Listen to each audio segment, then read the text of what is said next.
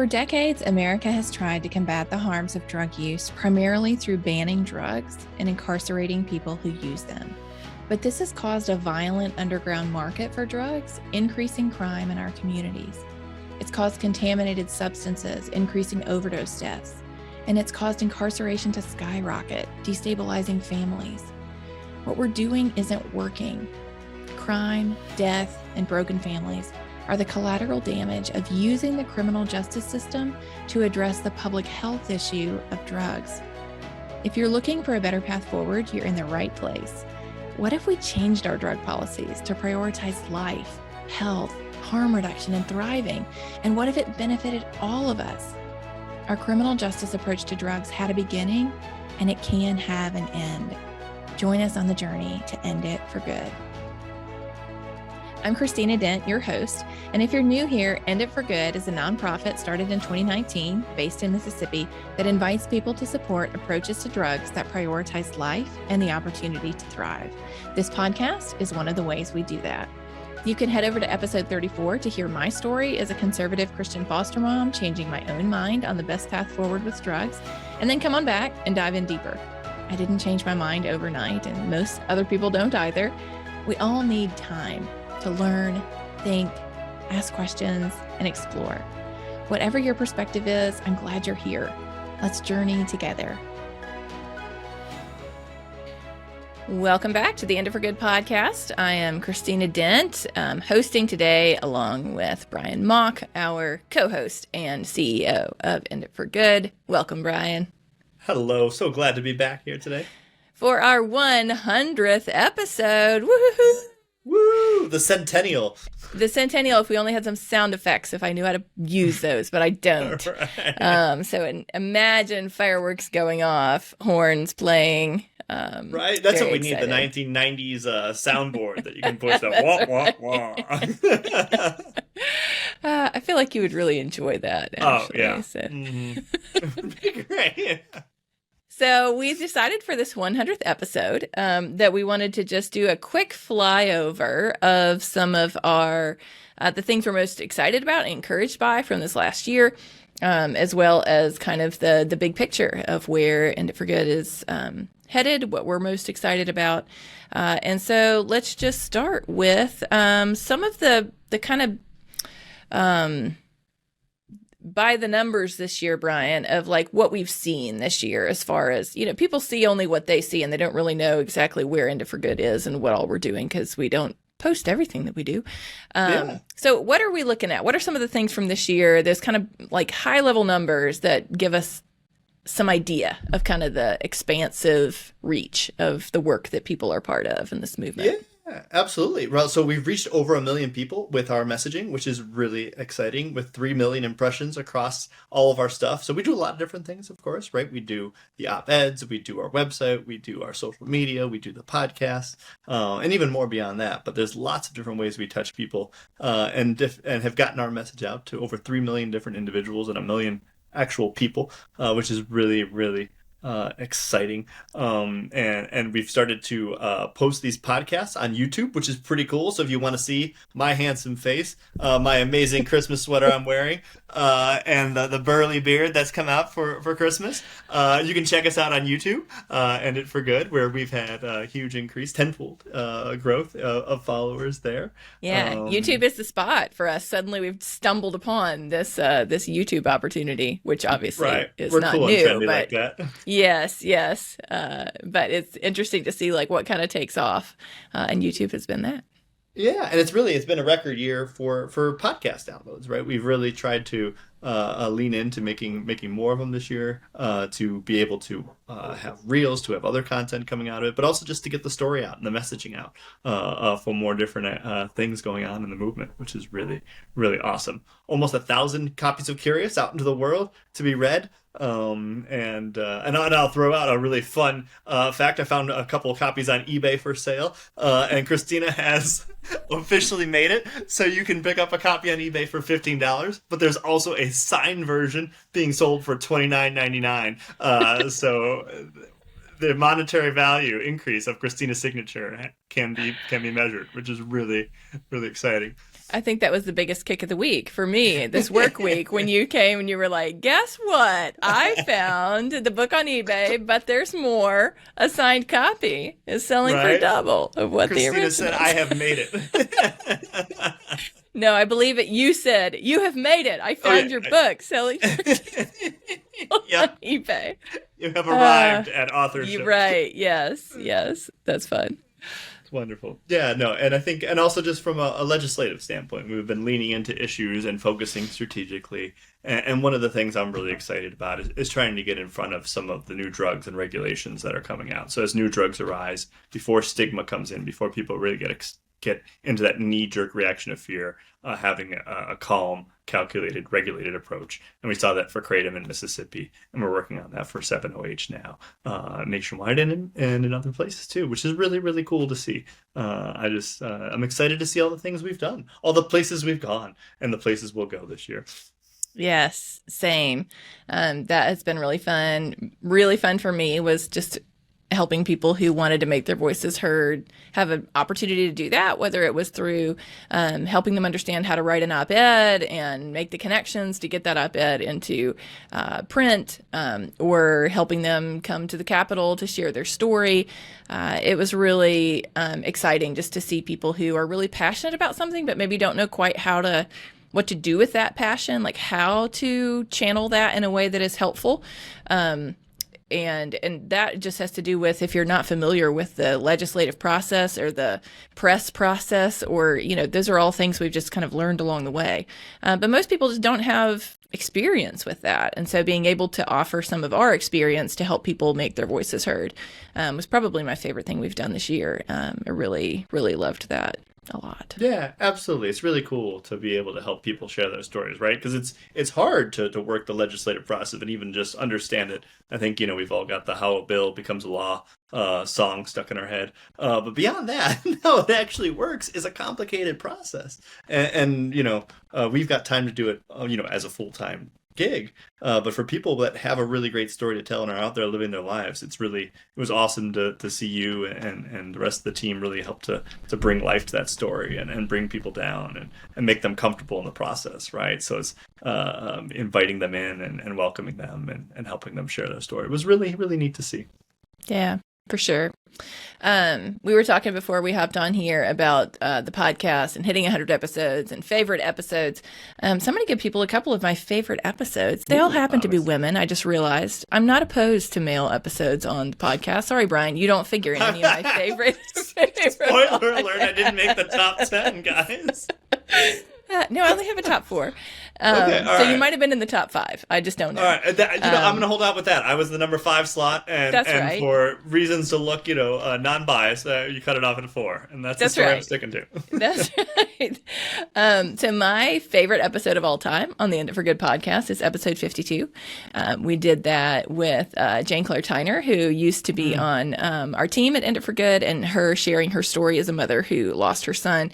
I remember recording that episode and just being speechless afterwards. I just felt like I had been this curtain pulled back on this like sacred ground that was just really powerful. And I just appreciated her vulnerability and sharing and her articulation, not just of such a painful part of her life, but of just the things she's wrestling with as part of that, and the things that she's trying to channel into positive, advocacy and things like that. Just thought that one has always stuck with me and continues to be my favorite episode we've ever done. So episode 52, go check it out if you haven't listened to it so far. For our listening audience, let's see. Spectacular one. I'll say that's one of probably my top 4 as well. There you go. Okay, so 2 votes for episode 52. Comment in the YouTube what your favorite episode is. Yes. See, these are the things I've got to start saying as I'm doing these episodes. Comment, hit like, subscribe, ring the bell, all the things that I hear them saying as my boys are listening to YouTube videos in the background. One of my other favorite ones was episode 63, which is where we had Joanne, who is the mom who people have heard of if they've heard me tell my story of how I got interested in this. She came on and told her own story in her own words. Really loved that one. She's such an amazing person and so inspirational to me. And then my other two favorites are 67. And if you were my youngest son, who was 11, you would immediately be going, 6, 7. 6, 7. I have a video of him trying to explain to me what this means because my sister-in-law, who has younger kids, was like, hey, my son just came home and said like 6, 7 is a bad word, and her son's 5. I was like, no, it's not. It's like a... So I was like, hang on, let me get Brandon to explain to you what this means. So I just turned on a video, and it's him wandering mentally around. I have no idea what it means. I can give you a few examples of like how I would use it, but it doesn't even make sense. And so I don't know what it means. Trying to get somebody to explain 6, 7 is challenging. Anyway, 67, episode 67. Melissa Lavasani talking about her experiences with psychedelics helping her to overcome postpartum depression.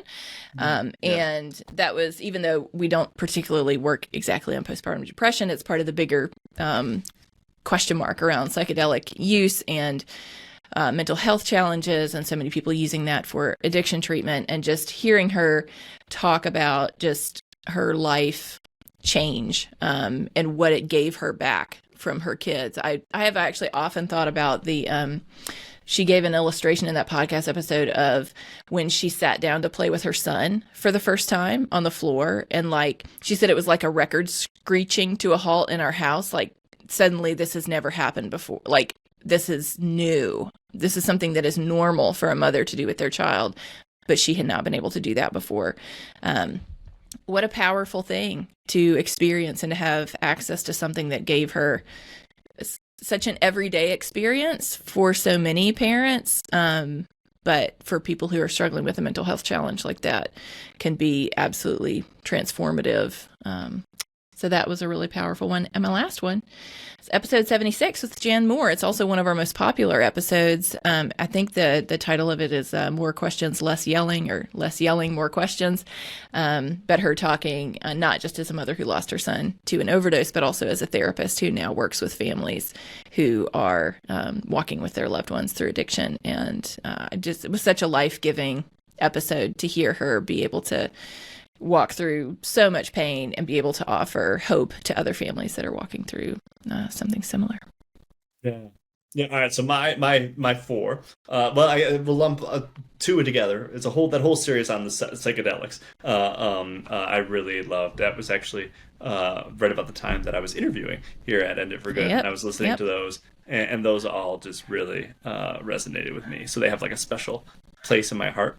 And if you're curious where those are, it's 67, 68, 69, and 70 are an episode series on psychedelics. So wonderful. Yeah, I do not have them in front of me. So the next one that I really liked was with Rebecca, who had done the TENS unit, or the NET unit. Yes. She reminds me of a person I knew who had gone through withdrawal, and her detoxing was in jail, and just awful opiate withdrawal. Wanted to end her life at that point. Found out at the lowest moment that she was pregnant, in jail, while detoxing. Just awful, and that's when she decided trying to not end her life and try to keep together for the baby and all that stuff. And then but her mannerisms are very much like my friend, and I told my friend about this TENS unit that can really ease the withdrawal system, and she goes, "That's unbelievable, I wish I had that." She's like, "That's not fair." Yes. But was very excited and supportive, right? This idea that you could not have this awful, miserable experience and be able to quit drugs. She's like, "I was so afraid to quit because I didn't want to go through withdrawal." She's like, "That's not fair," but also like really excited for people. Episode 85, my friends. That one also almost, that was like the one that was competing with your episode, Bryan, for my number 5 position. Am I just down to 6 now? No, let's say yours was number 5, and Top 99. The Billboard 100 here. Episode 85 with Rebecca Much on the NET device. That was also great. It's so fun to hear. I think part of when I'm looking at mine, it's like, it's so encouraging to hear Several of our top ones are just like these new innovations that just give hope. It's like you can get really bogged down in just how heartbreaking this whole issue is and all of the people that are impacted. When you hear something that's like, hey, there's something new that could provide a lot of hope for a lot of people. It's pretty exciting to hear people share their stories of that. And then my last favorite one I'll share was with Carr McLean, who's a cardiologist and one of our board members. But I tend to listen to the podcast while I'm swimming. I've got my really fancy, Christina likes to make fun of me, but if you're on YouTube, you can see I'm holding up my little waterproof headphones. I like to listen to them while I swim, and I swim laps. And always remember a joke Carr made in that episode, and I was underwater and I snorted up water. I haven't heard that story yet. Yeah, so that one has a lot of staying power because it almost killed me. But it was, I thought it was a really good episode because I think Carr did a really great job of talking about the medical part of it, the physiological response, but also the common sense response, and did a really good job of making you laugh, cry, and maybe even drown during the episode. So reader beware, do not listen underwater. I feel like maybe there's one other person listening to the podcast for whom that is going to be something they needed to be careful of. The rest of us are going, what? You can listen to stuff underwater? Like, aren't you going to electrocute yourself? Comment below with how you listen to the podcast. That's right. Ring the bell, subscribe, comment below. That one is episode 80, Dr. Carr McLean, A Surgeon's Plan to Heal the Harm of Drugs. That was a great episode, too. So that's fun. We've given you, if you're new to the podcast, just go check out some of those. And you can hit subscribe so you can get all of them as they come out and see if it is something that is interesting to you. So let's talk about what we want to see in the future. As we're kind of wrapping up, winding down. This is December when we're recording this. And so we're looking as an organization at next year. Bryan is a big picture, long-term visionary thinker. So he's always thinking 1, 3, 5, 7, 10 years out. What are the things you're most excited about, Bryan, that you feel most hopeful about, even in all of the uncertainty in the world that we live in currently? Yeah, it is certainly an uncertain time, but the one thing that seems certain to me is that we seem more and more needed. I think we had made a lot of progress over the last 10 years on stepping away from the drug war, but now it seems to be heating back up, right? And if anything is certain, I think our work is even more important than it was 5 years ago, as we seem to be in this process of doubling down on the drug war. So I think, for me, it's a little bittersweet, right? I don't want to. I think the last time we were on, we'd love to not have to do this and go work at Walmart or something. But I think we're certainly going to be having lots of work to do as we that's the stuff with the boats and the many other things we discussed on the podcast, right? I think we'll have work to be doing, but I'm encouraged by that. I see at a national level, right, we're recoiling on some of the progress we made, but also at the state level, I see lots of progress being made, right? We see cannabis making tons of progress, both medicinally and recreational for adult use, right? Nationwide, we see things like kratom getting traction. We see things like decriminalization starting to be talked about, right? And that's just huge process, right? So I'm excited to see that progress. I'm excited to see the states and really, some increasing bipartisan support around this conversation, which is really, really cool, really exciting. And I think for End It for Good, it's going to be awesome. We're really making some progress in Mississippi. We're starting to get to that critical mass of people who know what we're doing and want to get engaged. I'm excited to take that message elsewhere too as we continue to grow. And I'm always partial to my state of Ohio, where we've got a lot of similar issues up here in Ohio, both demographically and statistically that we're working on. So I'm excited, whether that's my side hustle of something I just do to my local senator, or we get it more formalized. If you're out there listening and want to work with me in Ohio, drop it in the comments, like and subscribe for more.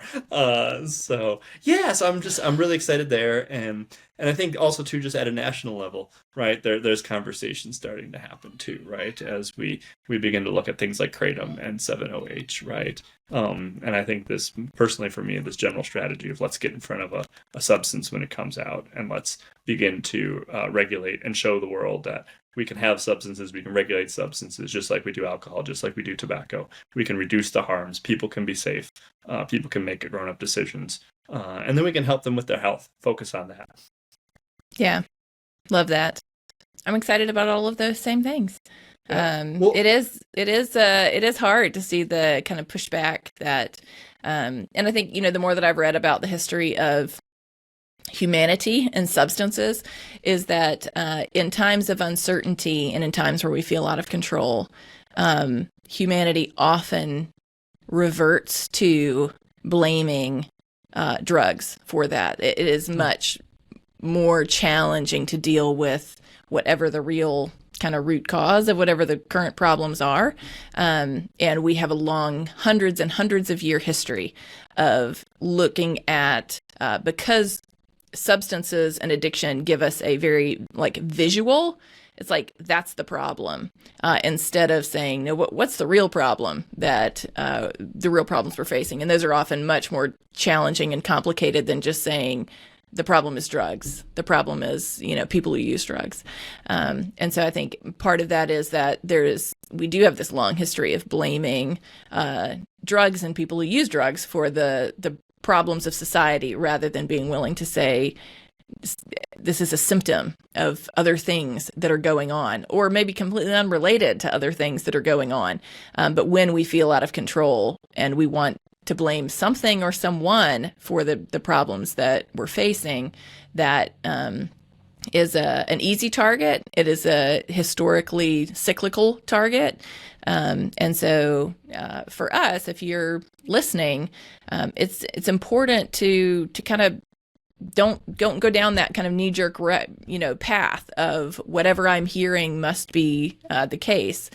Sometimes what we're hearing is that the drugs are the problem, XYZ, and really the thing that we're dealing with is something kind of unrelated, another societal problem of much more complicated. Drugs are complicated, but very complicated and difficult to deal with. And so we struggle with, how do we address loneliness? How do we address lack of purpose and meaning in people's lives? And instead we say the problem is the drugs, instead of the problem is a culture that's broken and people that are suffering and need to, we need to address those more deep human needs that aren't being met in healthy ways. So I think that my hopeful part is all of the things that you said, and I remain hopeful because I meet people all the time who are changing their minds, who are interested in moving good ideas forward, who are working towards that, whether in their local areas or on some other level. I just connected with a mom who lives in North Mississippi, and she's like, I'm a nurse and I'm retiring next year. And this is what I wanted. I just want to volunteer, moving these ideas forward, helping people. And she's walked with a family member through addiction and has been down that path, knows how painful that is, and also knows how painful it is when we respond to it through the criminal justice system. And so for her, just saying, I don't know what that looks like. Maybe it's just me in my town doing something, or maybe it's me doing something else, bigger. So but coming into contact and meeting people like her is always just really encouraging, because I just see all the time there is this, while there is this kind of national contraction against, like you said, let's ramp up the drug war.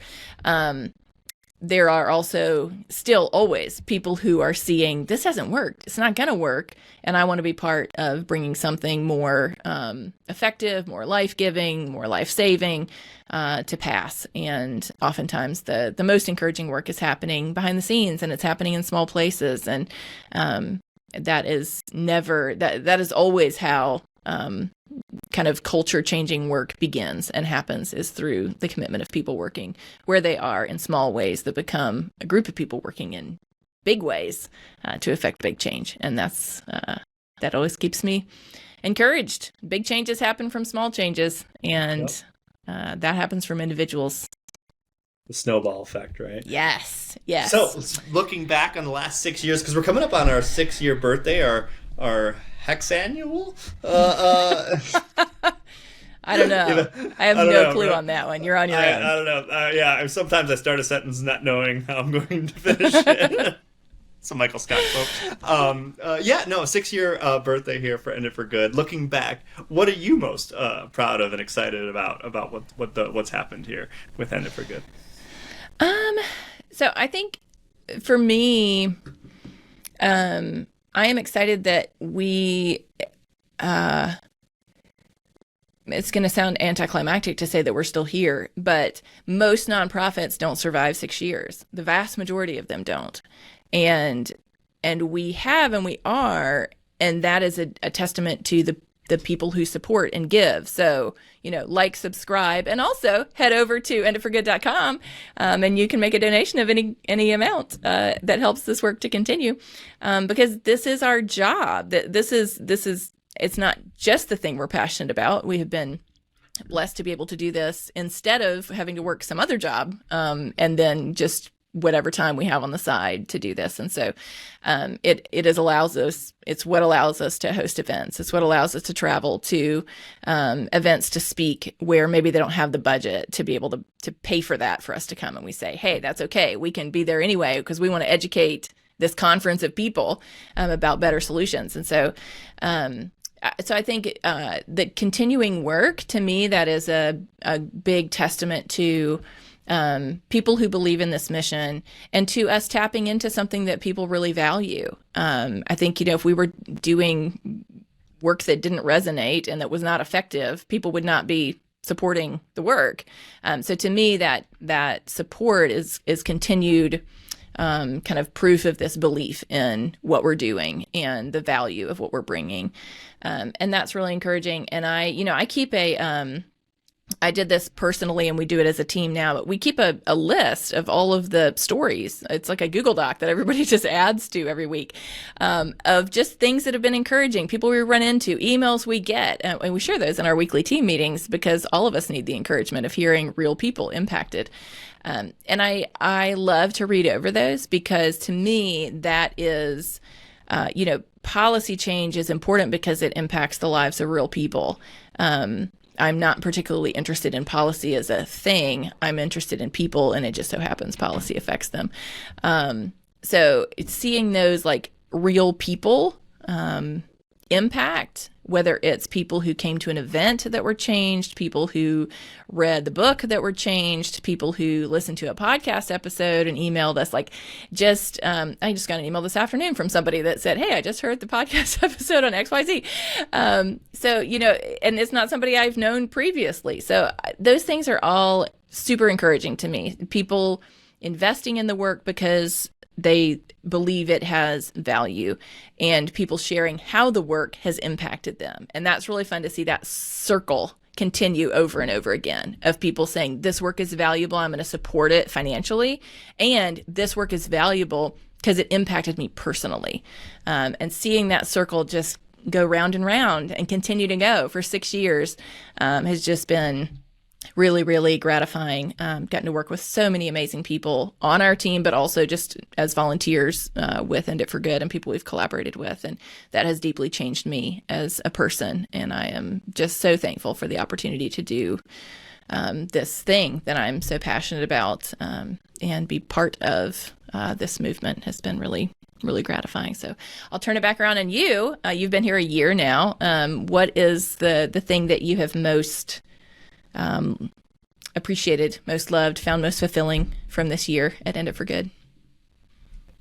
I mean, there were lots of work goes in throughout the year, right? And much of it's unseen or unrecognized, right? That's just much of everybody's life, right? Most of what you're doing is slowly pushing along. But I remember we had one of those moments where everything came together, where we had a hill day where we brought several people who were up there to advocate for Kratom and experience with it, and a variety of different. I think we had about a dozen different folks, everything from doctors to people who'd used it, and people who herbalists, as they would describe themselves, and just many of them had never been to the Capitol before.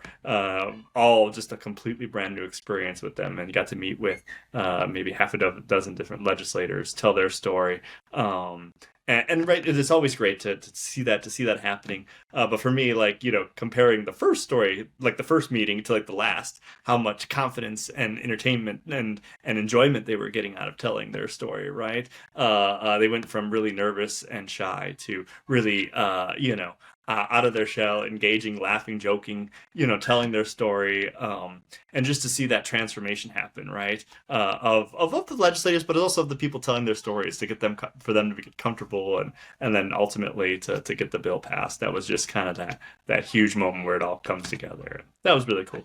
Yeah. I love it.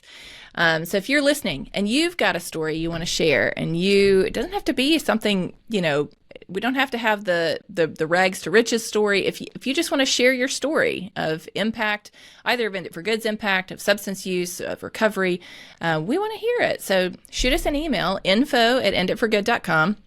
Also, if you want to connect with Bryan about working in Ohio, info@enditforgood.com. Ring the bell, like and subscribe, comment, and also email info@enditforgood.com. And we would love to hear from you. And donate. We got so many things for you to do. So many things.